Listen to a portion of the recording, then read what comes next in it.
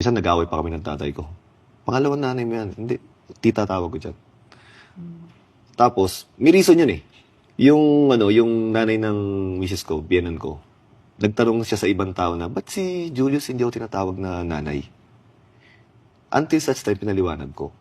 Unang-una yung nanay na word sa akin is sagrado. Yung O nga lang eh, hindi ko sinusulat sa pangalan ko dati. Yung nanay pa kaya babanggitin ko sa taong hindi ko talaga nanay. So yung nanay na word na yun, nire-reserve ko talaga yun. Sa totoo kong nanay.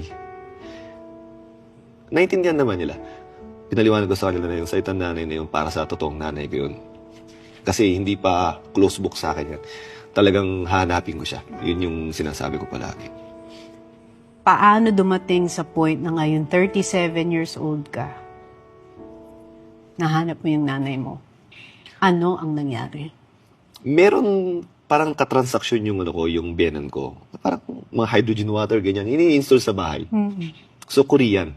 So, nasa bahay sila. Yung anak ko, si Winter, yung babae. Lapit ng lapit daw, may binibigay na drawing.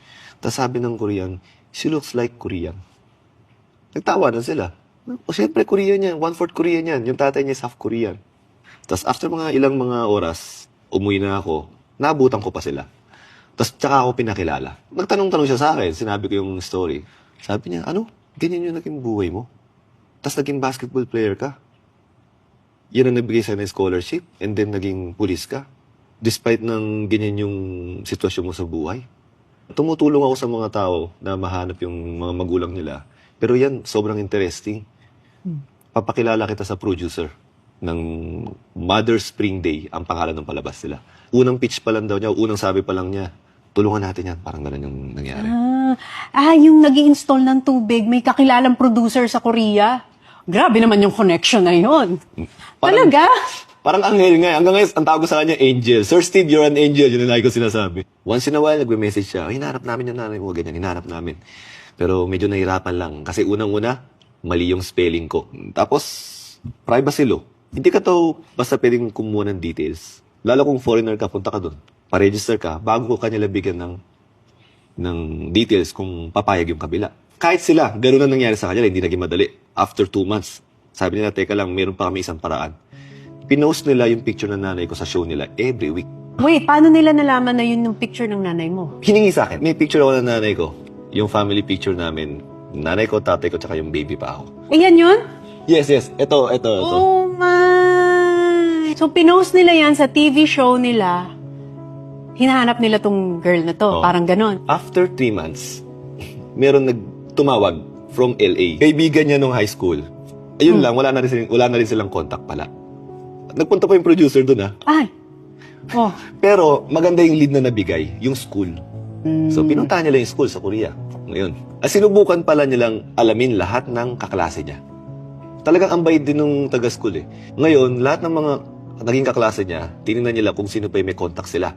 Inisa-isa nila. Grabe pala yan. Isa-isahin. Grabe. Oh, tapos? Sa mga nag-reply, tinanong nila kung may contact pa sila ron. So, meron ba? Merong isa. May isa. Okay. Yung best friend niya na nagtatrabaho sa isang church, pinuntahan nila ngayon doon. So ngayon, tinawagan nila. Pumayag naman yung nanay ko na puntahan siya, pero sa show, hindi muna sinabi kung pumayag o hindi. Ang nakakatuwa lang kasi doon, di ba?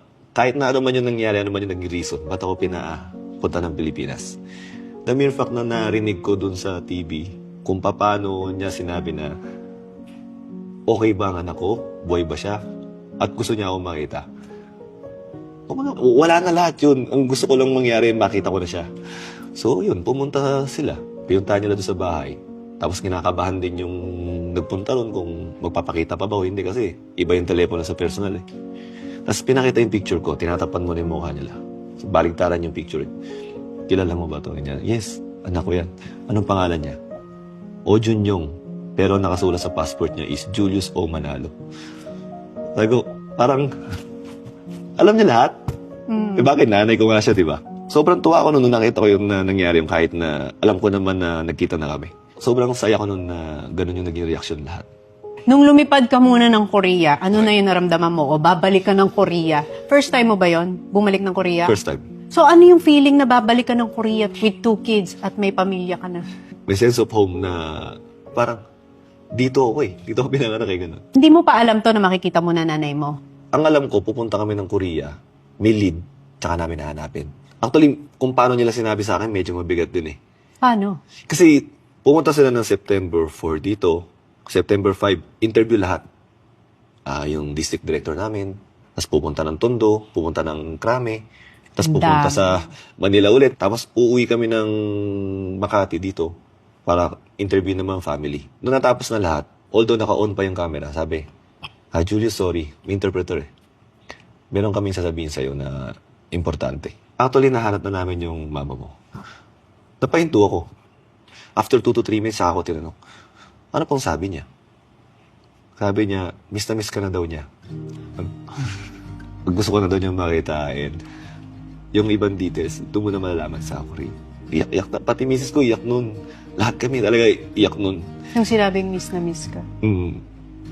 Eh kasi ganun din yung feeling mo, miss na miss mo na din siya eh. 31 years. Yun. So pagdating ng Korea, Yun, pinagpahinga muna kami siyempre kain. Tapos, iniwanan nila kaming credit card. Kumain kayo kung saan yung gustong kumain muna. Pila to muna. Kinumagahan, ganun din. Sabi sa akin, you wear your uniform. police. Kinabahan na ako, ganyan na, bakit magkikita na ba kami? Kasi representation ko na yun eh, na ito na ako. Kumbaga, I hope you're proud, di ba? Parang ganun na eh. Pumunta kami ng probinsya, 3 hours. Kasi ang nanay ko pala is lumipat sa probinsya dahil may mga nangyari sa kanya. Pagpunta namin doon, pinapunta muna kami sa mga park, ganun, pasyal muna para ma-relax kasi may nangyayari na palang interview doon sa Sa kanya. nanay mo? May taping na rin na nangyari.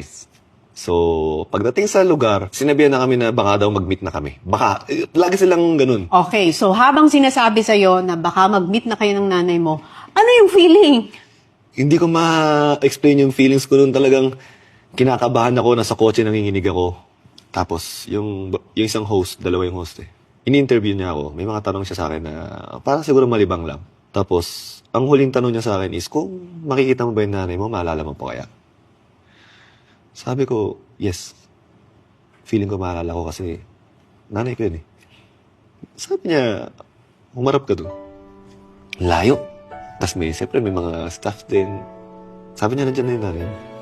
Sabi niya, pwede mo siyang puntahan. Nung nakita ko siya na naglalakad na,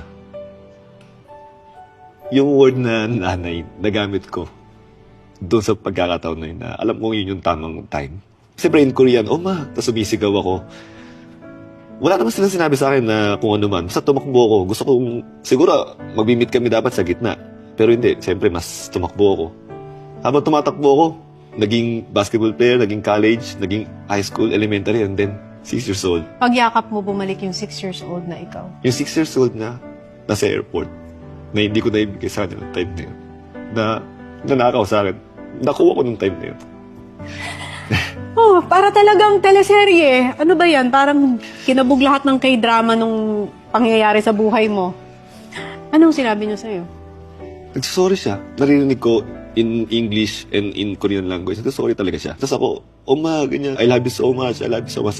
Ginaganon, niyaya ko siya. Tapos, yung hagulgol ko nun, hindi ko nga alam na gano'n na pala yung hagulgol ko nung napanood ko na yung video na. Talagang feeling ko talaga 6 years old ako na yung pag umuwi yung nanay mo na nakita mo na parang... Oo, excited na excited. Anong feeling na mayakap mo siya uli? Hindi ko maisip kung natotoo pala yun. Tapos, parang ayaw ko matapos yung... Actually, ang tagal nun eh. Ang tagal nun. Hindi nila kami naawat, hinaya lang nila kami. Sobrang talagang... Parang nabuo na yung pagkatao mo, no? Yun talaga. Kasi sa buhay ko, kontento ako sa mga nangyari sa akin eh. Lahat ng iniis ko is about my family na lang. Pero alam ko may isang kulang na hindi pa nangyayari. In God's perfect time, sobrang perfect. Nakita niya yung anak ko, family ko.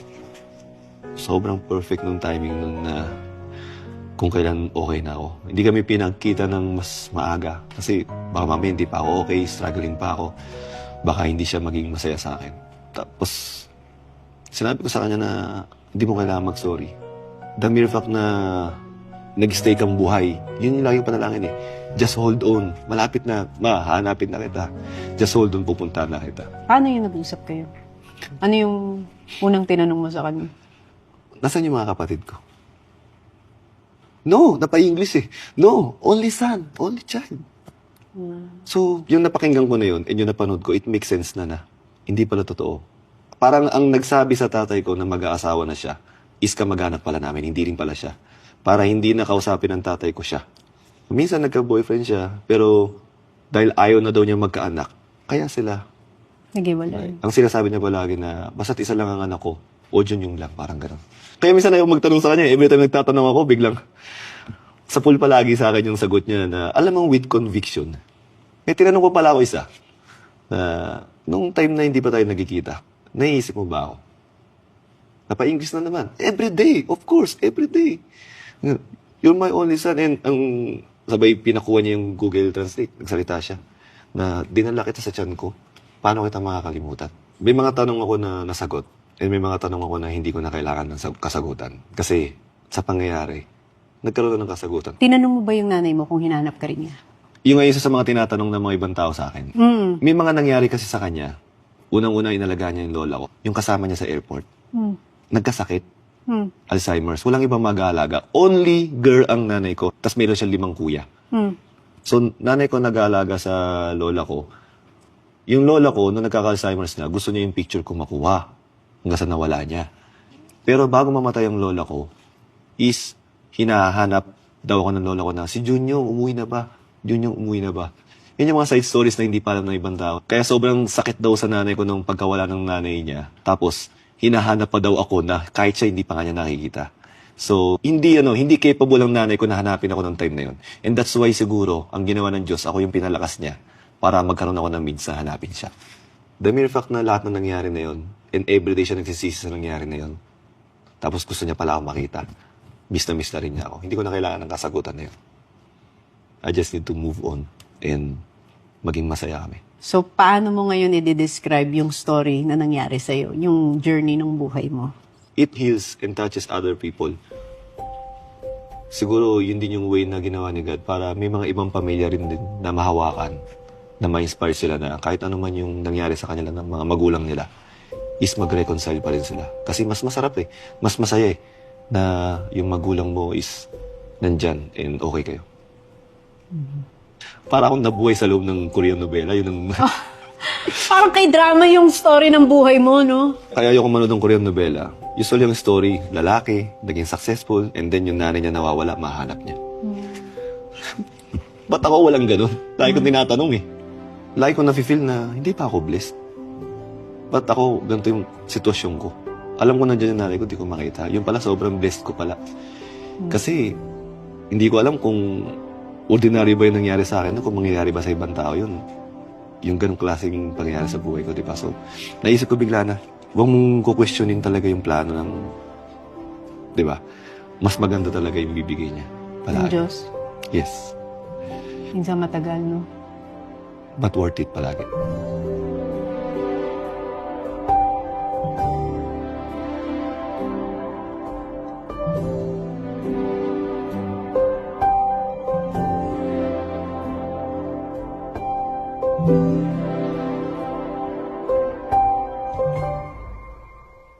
Hindi ako makapaniwala na si Anthony Talks mag-reach out sa akin. So, Cute naman nila. gusto ko muna maging totoo bago ko sabihin sa'yo.